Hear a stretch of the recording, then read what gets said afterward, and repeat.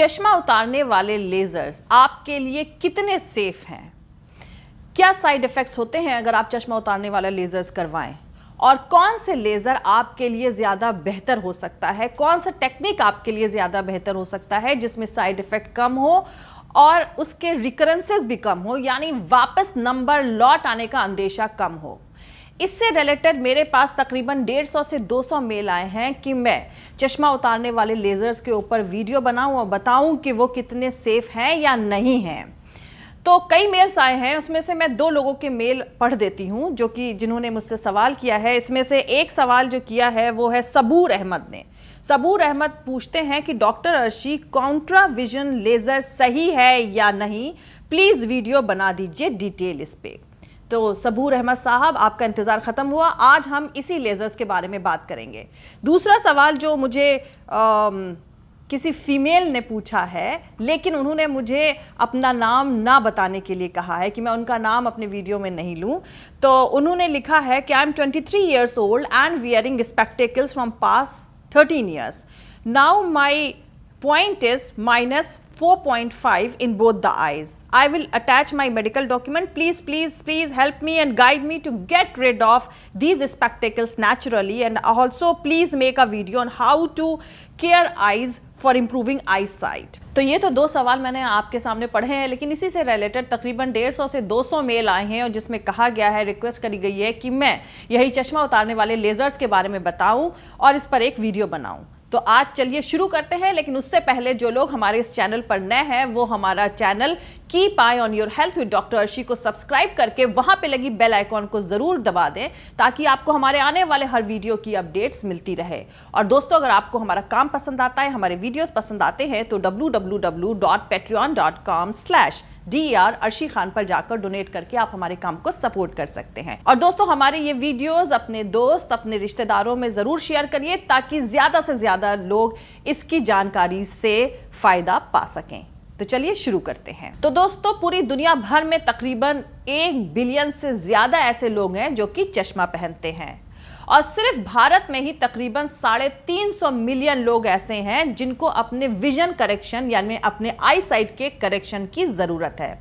वो चाहे वो चश्मे से करें या कॉन्टैक्ट लेंस पहनकर करें या फिर कोई लेजर या सर्जरी करवा कर करें। तो आखिर इन्हें चश्मे की जरूरत क्यों पड़ती है? कौन सी ऐसी प्रॉब्लम है जिसको करेक्शन के लिए आपको चश्मा, कॉन्टैक्ट लेंस या लेजर्स की जरूरत पड़ती है?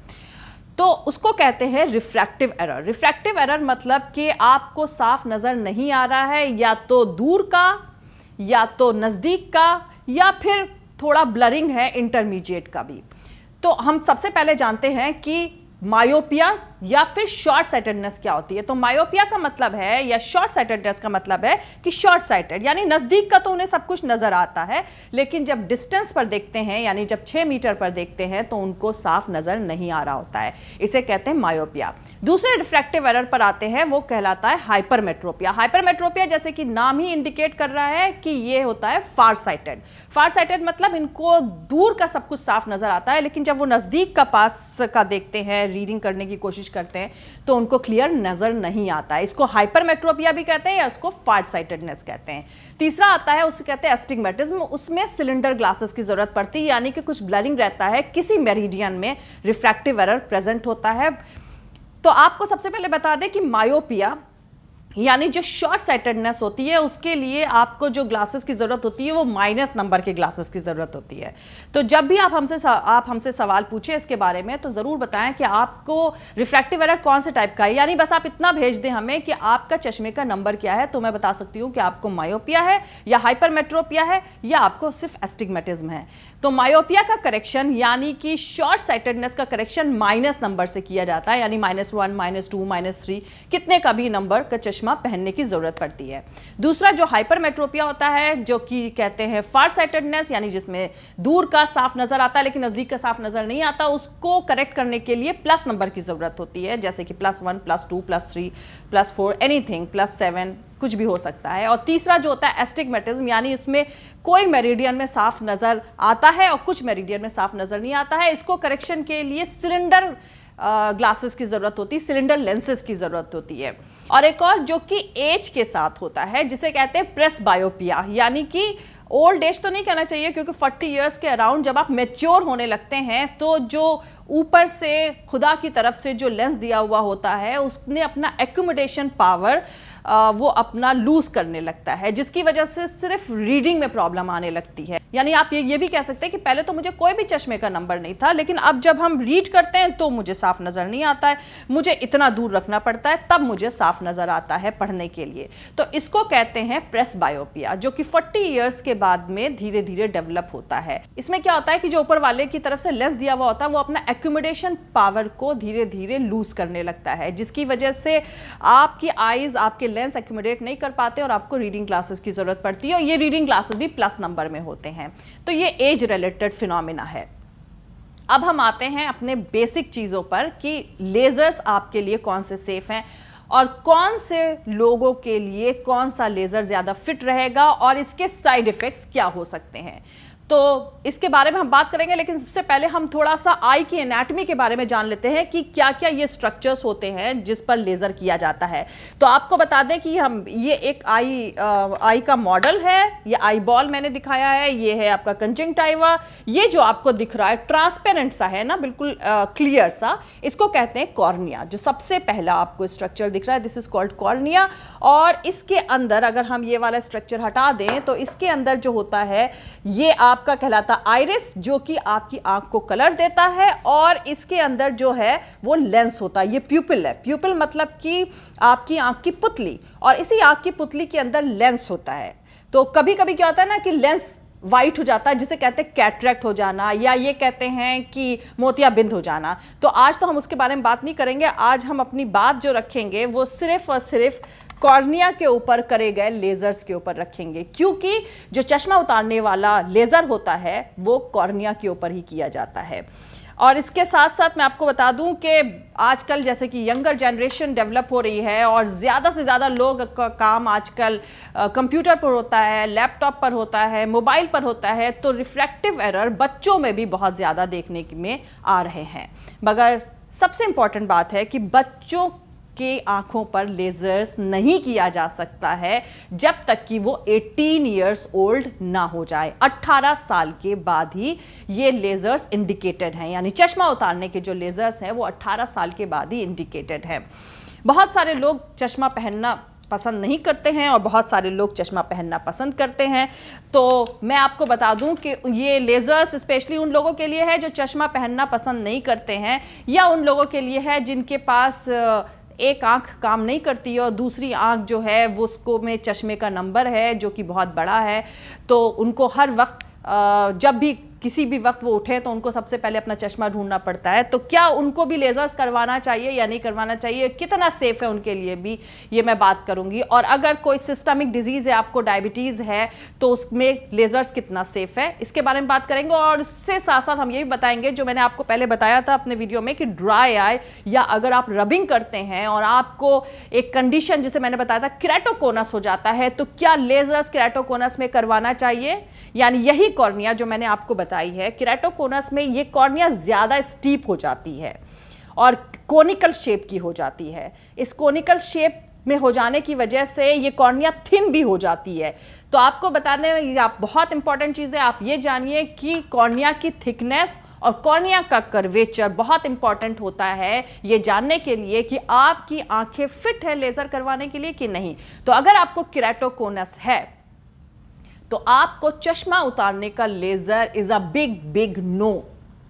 आप उसके बारे में सोचे भी नहीं, क्योंकि उसके बाद आपकी कॉर्निया और ज्यादा कमजोर हो सकती है और धीरे धीरे करके उसके अंदर कॉर्नियल स्कारिंग भी फॉर्म हो सकती है।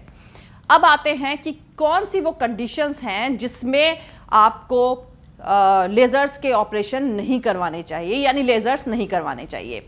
तो सबसे पहले जैसा कि मैंने आपको बताया, one of the most important, अगर आपकी कॉर्निया थिन है, आपके नंबर बड़े हैं और कॉर्निया का थिकनेस जो है वो आपके नंबर के साथ कोइंसाइड नहीं कर रहा है। तो ये चीज तो ऑप्थेल्मोलॉजिस्ट ही बता सकता है कि आपकी कॉर्निया की थिकनेस कितनी है और क्या ये लेजर आपके लिए फिट होगा या नहीं होगा। और दूसरे ऐसे लोग जिनका नंबर फ्लक्चुएट कर रहा है, यानी कभी उनका नंबर अगर मान लीजिए माइनस में तो -1 था, फिर उसके बाद -2 हो गया या -3 हो गया, बढ़ रहा है, या अगर उनको प्लस है, +1 है, कभी +2 दिखा रहा है नेक्स्ट 6 मंथ्स के बाद, या +3 दिखा रहा है, यानी नंबर अगर स्टेबलाइज नहीं है, तो ऐसे लोगों को भी लेजर तब तक नहीं करवाना चाहिए जब तक उनका नंबर यानी चश्मे का नंबर स्टेबलाइज नहीं हो जाए। और चश्मे का नंबर स्टेबलाइज हुआ है या नहीं ये देखने के लिए आप अपना 3 to 6 मंथली अपने चश्मे का नंबर का चेकअप कराते रहें। अगर वो स्टेबलाइज हो जाता है then only you go for the laser correction of vision. कुछ ऐसे और कॉजेज जिसमें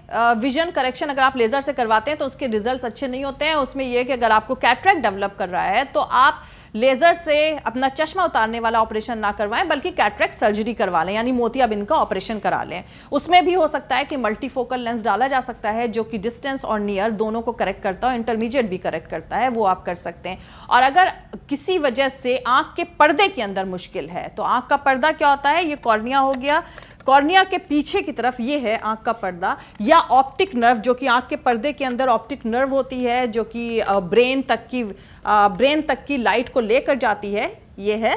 तो अगर इसके अंदर कोई खराबी है तो आपको लेजर विजन करेक्शन नहीं करवाना चाहिए, क्योंकि उसका कोई फायदा नहीं होगा, क्योंकि आपकी प्रॉब्लम इस वक्त फिर कॉर्निया में नहीं हो रही है, बल्कि आपकी प्रॉब्लम पीछे आंख के पर्दे के अंदर है।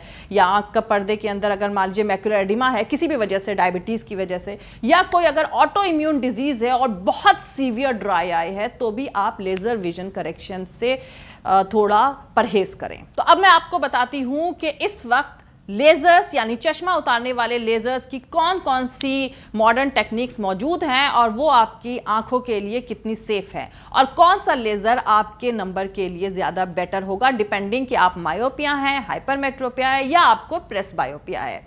तो पहले मैं आपको बता दूं कि आखिर ये चश्मा स्टार्ट कब हुआ था, यानी लोगों ने चश्मा पहनना स्टार्ट कब किया था, लोगों ने कब जाना कि उनकी आईसाइट वीक है, उनको साफ नजर नहीं आ रहा है, अब उनको चश्मे की जरूरत है। तो ये जो चश्मे की स्टार्टिंग हुई थी ये साल 1300 से स्टार्ट हुआ था, यानी ईयर 1300 में लोगों ने सबसे पहले चश्मा पहनना शुरू किया था अपना नजर साफ करने के लिए, अपनी नज़र साफ करने के लिए, अपने आईसाइट के करेक्शन के लिए। उसके बाद ईयर 1800 में कुछ लोगों को चश्मा पसंद नहीं आया तो कॉन्टैक्ट लेंस का इन्वेंशन हुआ। स्विट्जरलैंड में सबसे पहले ईयर 1800 में कॉन्टैक्ट लेंस यूज़ में आया था और वहीं सबसे पहले डेवलप किया गया था। उसके बाद आया कि अब लोगों को लगा कि नहीं, कॉन्टैक्ट लेंस से भी थोड़ा डिस्कम्फर्ट हो रहा है, थोड़ा ड्राइनेस आ रही है, और जाहिर सी बात है इन्फेक्शन के चांसेस भी हो सकते हैं। जब आप कॉन्टैक्ट लेंस पहन रहे हैं और प्रॉपर हाइजीन नहीं है तो इन्फेक्शन होने के कई चांसेस हो सकते हैं, एलर्जी बढ़ सकती है, ड्राइनेस बढ़ सकती है। तो जब उनको डिस्कम्फर्ट होने लगा तो वहाँ पर ये टेक्निक डेवलप हुई जिसे कहते हैं लेज़र विजन करेक्शन, यानी यहाँ से लेज़र का रोल शुरू हुआ। तो ईयर 1900s में सबसे पहले लेज़र का इन्वेंशन हुआ और एक रशियन ऑप्थेल्मोलॉजिस्ट था, एक रशियन साइंटिस्ट था जिसने सबसे पहले रेडियल किरेटोटमी, यानी जो सबसे पहला लेज़र स्टार्ट किया था वो था रेडियल किरेटोटमी। तो उसके अंदर ये कॉर्निया के अंदर कट्स दिए जाते थे, तो जिसको कि माइनस नंबर होता था, तो उसका कॉर्निया का माइनस नंबर इसलिए होता था क्योंकि उसका जो कॉर्निया था वो स्टीप होता था। तो यहाँ पर डायमंड नाइफ से कट दिए जाते थे, इस तरीके से इस कॉर्निया को फ्लैट कर दिया जाता था। खैर, इसके तो बहुत सारे साइड इफ़ेक्ट्स होते थे कि बहुत ग्लेयर होता था, इन्फेक्शन होने के चांसेस ज़्यादा थे, कॉर्निया परफोरेट भी कर सकता था। तो उसके बाद जो लेज़र पिक्चर में आया था वो था PRK, जिसे फोटो रिफ्रैक्टिव केराटेक्टमी भी कहते हैं। फोटो रिफ्रैक्टिव केराटेक्टमी काफ़ी सेफ प्रोसीजर है, लेकिन इसके कुछ साइड इफ़ेक्ट्स होते हैं जिसके बारे में आपको बताऊंगी। और आज भी ये फोटो रिफ्रैक्टिव केराटेक्टमी यूज़ में है, और जिनकी थोड़ी थिन कॉर्निया होती है और जिनका दूसरे टेक्निक्स नहीं किए जा सकते उनमें आज भी PRK यानी फोटो रिफ्रैक्टिव केराटेक्टमी करी जाती है। तो इसमें क्या करा जाता है कि जो कॉर्निया है, ये कॉर्निया है, इसकी जो पहली लेयर होती है जिसे कहते हैं एपिथीलियम, तो ये सरफेस ट्रीटमेंट है, यानी कि इसके अंदर क्या करते हैं कि ये एपिथीलियम को निकाल देते हैं, अब्रेट कर देते हैं, साफ कर देते हैं, और फिर उसके बाद इसको एंजाइमर लेज़र इसके ऊपर डाला जाता है, इस कॉर्निया के ऊपर, और इससे जो है वो आपका चश्मे का जो जितना भी नंबर है उसको करेक्ट किया जाता है। तो आप यहाँ पर देख सकते हैं कि ये है PRK, इसके अंदर कोई कट देने की ज़रूरत नहीं होती है। कट देने की तो ज़रूरत नहीं होती है, लेकिन इसके जो ऊपर का जो पहली लेयर है, जब एपिथेलियम को हम रिमूव करते हैं और उसके बाद हम इसके ऊपर एंजाइमर लेज़र डाल करके इसको एब्लेट करते हैं और इससे हम नंबर का करेक्शन करते हैं, तो ये थोड़ी पेनफुल टेक्निक होती है। हालांकि उसके बाद हम इसके ऊपर कॉन्टैक्ट लेंस पहना देते हैं ताकि पेशेंट को पेन नहीं हो और ये एपिथेलियम वापस रीजनरेट कर जाए। लेकिन ये पेनफुल प्रोसीजर है, मगर ये बेटर है थिन कॉर्निया के अंदर। और दूसरी बात ये है कि इसका जो रिकवरी टाइम है वो भी थोड़ा ज़्यादा होता है, यानी कम से कम 3-4 दिन तक की तो थोड़ा पेनफुल रहता है, उसके बाद में भी करेक्ट होते होते तकरीबन 1 हफ्ता लग जाता है। लेकिन हाँ, इसके साइड इफ़ेक्ट्स भी हैं, जैसे ग्लेयर है, क्योंकि इसके ऊपर जो एपिथेलियम है जब ये वापस ग्रो करती है तो उसके अंदर हेज़ थोड़ा आता है। हेज़ मतलब थोड़ा हल्का हल्का सा वाइटिश हेजीनेस रहती है, जिसकी वजह से ग्लेयर की डिफ़िकल्टी रहती है। मगर इसके जो अच्छे पॉइंट्स हैं वो ये है कि जैसा कि मैंने आपको पहले बताया कि थिन कॉर्निया में भी करा जा सकता है, और इसके अंदर जो ड्राइनेस के चांसेस होते हैं वो कम रहते हैं, क्योंकि हम यहाँ पर कहीं कोई कट नहीं कर रहे हैं। तो इसलिए ड्राइनेस जो कॉर्नियल नर्व्स के कट हो जाने की वजह से होती है वो इस प्रोसीजर में नहीं रहती है, तो ड्राइनेस के चांसेस कम रहते हैं। लेकिन ये पेनफुल है, रिकवरी टाइम इसका ज़्यादा है, और ये थोड़ी ओल्डर टेक्निक है। लेकिन आप हमेशा देखते आए हैं कि दुनिया किस तरह से चलती है। दुनिया ऐसे चलती है कि जो भी शॉर्ट कमिंग है टेक्निक्स में, उसको इम्प्रूवमेंट की तरफ ले जाने के लिए हमेशा रिसर्चेस चलती रहती हैं। उसके बाद जो दूसरी टेक्निक लाई गई उसे कहते हैं लेसिक। लेसिक मतलब लेजर असिस्टेड इन सिटू केराटोमिलियोसिस। तो इसमें वो सारी जो शॉर्टकमिंग्स थी पीआरके की, यानी हेजीनेस, हेज होना, वो कम हो गया। ये इतना ज़्यादा पेनफुल नहीं था।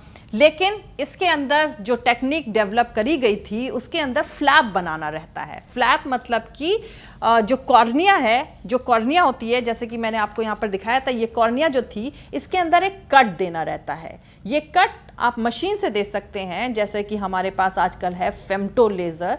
तो फेमटो असिस्टेड जो लेज़र है उसकी मदद से हम यहाँ पर कट बनाते हैं। तो आप यहाँ पर इस पिक्चर में देख सकते हैं कि ये हमने कॉर्निया के अंदर कट बनाया, ठीक है। उसके बाद हमने इस कॉर्निया का जो फ्लैप है, जो ऊपर का फ्लैप है, उसको हटाया, और ये जो बेड मौजूद है, स्ट्रोमल बेड जो मौजूद है, इसके ऊपर हम वो एंजाइमर लेज़र डालते हैं। और फिर उसके बाद जब एंजाइमर लेज़र डालते हैं, उसके बाद वो लेज़र जो है वो चश्मे का जितना भी नंबर है उसको निकाल देता है, उसको हटा देता है, और फिर हम ये वाला जो फ्लैप है ये वापस इसके ऊपर लगा देते हैं। उसके बाद आप चाहें तो कॉन्टैक्ट लेंस इसके ऊपर पहना दें, और धीरे धीरे करके ये जो फ्लैप है ये हील कर जाता है। मगर इसका भी जो रिकवरी पीरियड है वो 3 से 5 दिन तो होता ही है, यानी 1 हफ्ता हम कहते हैं कि आप ज़्यादा आँख को रब नहीं करें, आप कुछ ऐसी चीज़ नहीं करें जिसके लिए ये फ्लैप वापस अपनी जगह से चला जाए। जाहिर सी बात है, अब इसमें हमने कट दिया है तो इसके साइड इफ़ेक्ट्स तो होंगे ही। इसके साइड इफ़ेक्ट्स यही होते हैं कि इसमें ड्राइनेस ज़्यादा रहती है, क्योंकि जो कॉर्निया की नर्व्स हैं वो इधर इधर से आती हैं, जो कि जिसकी वजह से टीयर सीक्रेशंस भी होते हैं। तो जब ये नर्व्स कट जाती हैं तो उसके बाद आई जो हैं वो ड्राई हो जाती हैं। तो जो ड्राई आई के चांसेस है वो इन केसेस में, यानी लेसिक के केसेस में ज़्यादा रहते हैं। दूसरी चीज़ ये है कि जो फ्लैप बनाया है तो ये हमेशा एक वीकेंड एरिया रहता है। अगर आप ऐसे स्पोर्ट्स में हैं, जैसे बॉक्सिंग वाले स्पोर्ट्स में हैं, या थोड़ा हार्श वाले ऐसे स्पोर्ट्स में हैं जहाँ पर चोट लग सकती है आँख के अंदर, तो ये फ्लैप अपनी जगह से हट जाता है। तो जाहिर सी बात है ये रिस्की कॉम्प्लिकेशन है। फ्लैप रिलेटेड कॉम्प्लिकेशंस इसमें ज़्यादा होते हैं। फिर उसके बाद जो नाइट विजन होता है, जो ग्लेयर होता है, वो भी लेसिक में ज़्यादा देखने में आया है। रिकवरी टाइम तो मैंने आपको बता दिया 5 से 7 दिन होता है। और इसके अंदर ये भी देखा गया है कि रिकरेंसेस बहुत है, यानी कि जो नंबर है वो वापस लौट आता है। ये खाली लेसिक में ही नहीं देखा गया है, बल्कि पीआरके में भी देखा गया है कि नंबर थोड़े सालों के बाद वापस लौट सकते हैं। मैं ये नहीं कह रही हूँ कि सब में लौट आते हैं, लेकिन चांसेस ज़्यादा देखे गए हैं। तो ये तो था स्टैंडर्ड लेसिक। लेकिन जाहिर सी बात है, जब ये ग्लेयर ज़्यादा आने लगा लेसिक के अंदर, ये सारे साइड इफ़ेक्ट्स होने लगे, तो लोगों ने इसमें इम्प्रूवमेंट की और बात करी। और फिर उसके बाद आया कंटूरा विजन, जो कि मुझसे सवाल पूछा गया है कि कंटूरा विजन पर हम वीडियो बनाएं। तो मैं आपको बता दूं कि कंटूरा विजन भी एक तरह का लेसिक ही होता है।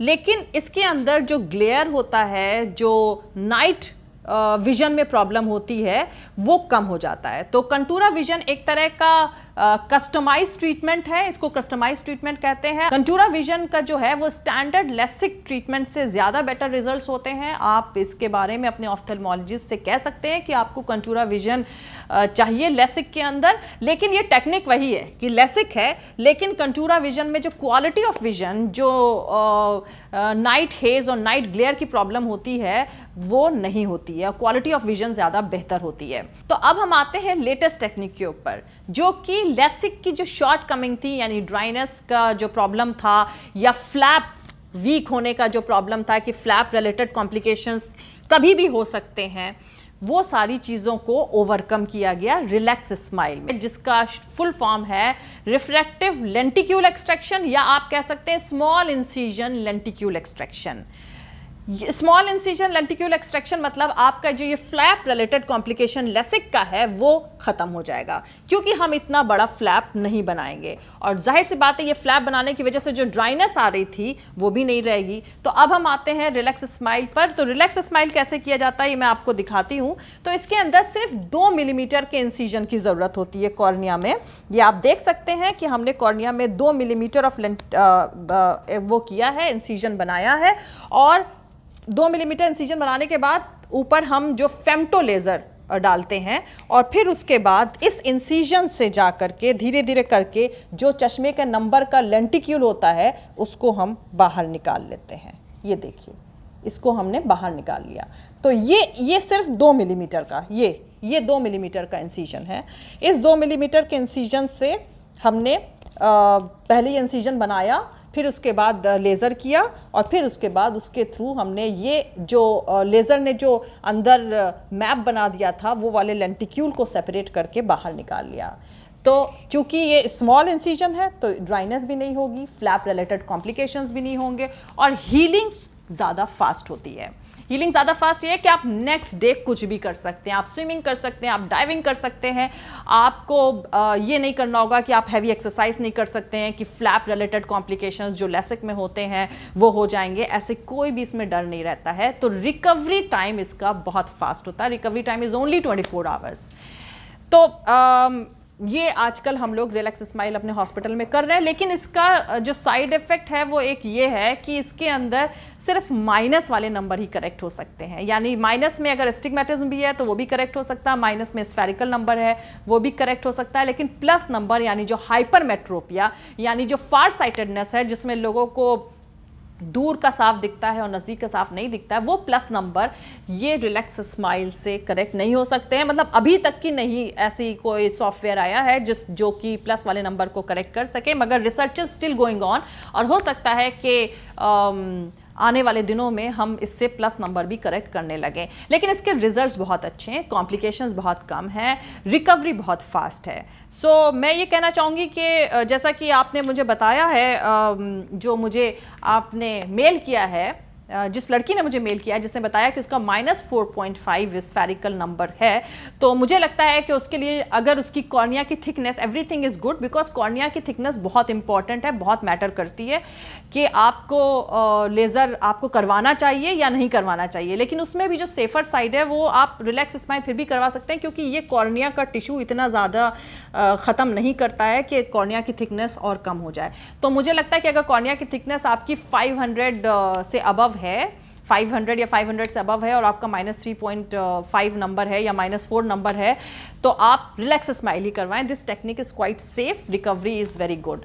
तो मेरा उस लड़की से ये कहना है कि अगर तुम अपना चश्मे का नंबर उतरवाना चाहती हो तो तुम रिलैक्स स्माइल के लिए जाओ। लेकिन सबसे इंपॉर्टेंट चीज़ ये है कि उससे पहले तुम्हें ये भी देखना है कि कौन ऑफ्थेल्मोलॉजिस्ट इसमें एक्सपर्ट है, क्योंकि ये लेटेस्ट टेक्निक आई है, so not everybody is very expert in this technique. तो आपके लिए ये बहुत इंपॉर्टेंट है कि आप जानें कि रिलैक्स स्माइल कौन करता आया है, जिसके पास सबसे कम कॉम्प्लिकेशंस हैं। क्योंकि मैंने कुछ कॉम्प्लिकेशंस भी यहाँ पर देखे हैं, जब लोगों ने स्टार्ट किया रिलैक्स स्माइल तो उनके जो पेशेंट्स कॉम्प्लिकेट हो गए थे वो हमारे पास आए। एनीवे, तो बेटर है कि आप उसी से करवाएं जो रिलैक्स स्माइल कर रहा है और उसे करते हुए कम से कम 4-5 साल हो चुके हों। तो आप ऐसे ही बंदे से रिलैक्स स्माइल करवाएं। अब आते हैं कि रिलैक्स स्माइल में भी देखा गया है कि नाइट ग्लेयर्स हो सकते हैं।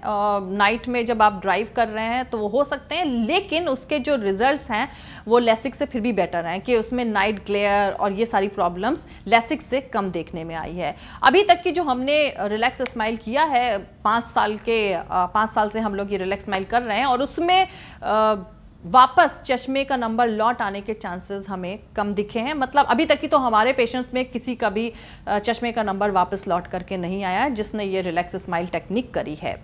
और ड्राइनेस भी अगर थोड़ी बहुत हुई भी तो वो 3 से 6 महीने में ख़त्म हो जाती है, और उसके लिए आप लुब्रिकेंट आई ड्रॉप्स इस्तेमाल कर सकते हैं। तो चलिए आज के लिए इतना ही। अगले वीडियो में मैं आपको फिर बताऊंगी, नेक्स्ट सब्जेक्ट के साथ आएंगे। आंख की परेशानी जो भी है आप अपनी हमको ईमेल के थ्रू बताते रहिए।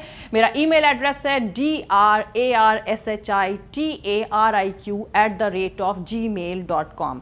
यहाँ आप अपने सवाल पूछ सकते हैं और हम कोशिश करेंगे कि अगले वीडियो में आपके इन सवालों का जवाब दें या आपके इन सवालों से रिलेटेड प्रॉब्लम्स पर डिस्कशन करें। थैंक यू, मिलते हैं अगले वीडियो में। लेकिन उससे पहले जो लोग हमारे इस चैनल पर नए हैं वो मेरा YouTube channel keep I on your health with doctor Arshi को सब्सक्राइब करके वहां पे लगी बेल आइकॉन को जरूर दबा दें, ताकि आपको हमारे आने वाले हर वीडियो की अपडेट्स मिलती रहे और आप हमारे वीडियो को ज्यादा से ज्यादा अपने रिलेटिव्स, अपने फ्रेंड्स, अपने ग्रुप्स में शेयर करें ताकि सब लोग इसका फायदा उठा सकें।